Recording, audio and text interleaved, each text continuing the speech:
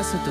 Christian Noyer veut réformer le SMIC. Axel de Tarlé, le gouverneur de la Banque de France, propose de créer un SMIC régional, mais il propose aussi de pouvoir baisser le SMIC, au moins temporairement, dit-il. Oui, alors pourtant le SMIC, c'est très peu, c'est 1137 € net par mois, donc pourquoi le baisser, puisque c'est l'une des propositions ce matin du gouverneur de la Banque de France dans une interview au Financial Times. Eh bien parce que c'est malheureux à dire, mais c'est la triste réalité. Si vous êtes peu ou pas formé en France, les entreprises ne vous embauchent pas à ce prix-là. Il faut savoir que le taux de chômage chez les jeunes sans formation, chez les décrocheurs, comme on dit, est de 49%, donc c'est 5 fois la moyenne nationale.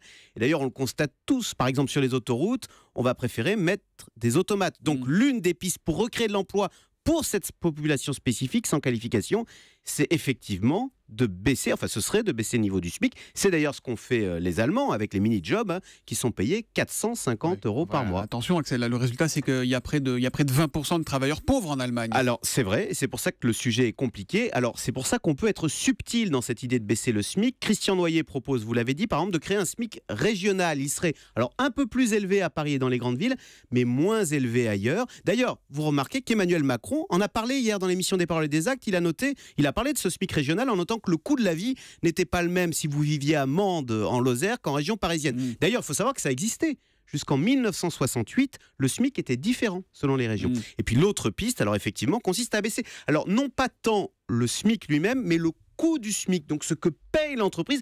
Mais d'ailleurs, c'est ce qu'on fait déjà. Les charges patronales au niveau du SMIC ont quasiment été toutes supprimées. Et mieux maintenant, au niveau du SMIC, on ne taxe plus le travail.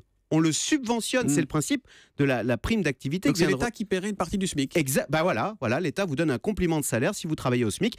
Derrière, il y a cette idée toute simple que mieux vaut un emploi, même mal rémunéré, plutôt que de se morfondre dans l'inactivité et l'assistanat. On dénonce l'assistanat, mais en même temps on demande à l'État de payer une partie des salaires. Donc on est libéral d'un côté et étatiste de l'autre. Voilà, on taxerait c'est la géométrie variable. Non, mais l'idée, ce serait qu'on taxerait plus les hauts salaires, où là, il n'y a pas de chômage, 5% de chômage si vous êtes bac plus, je ne sais pas combien. Et en revanche, on subventionne les bas salaires. Le Zoom Éco, Axel de Tarlé, tous les matins à 7h10 sur Europe 1. À lundi, Axel.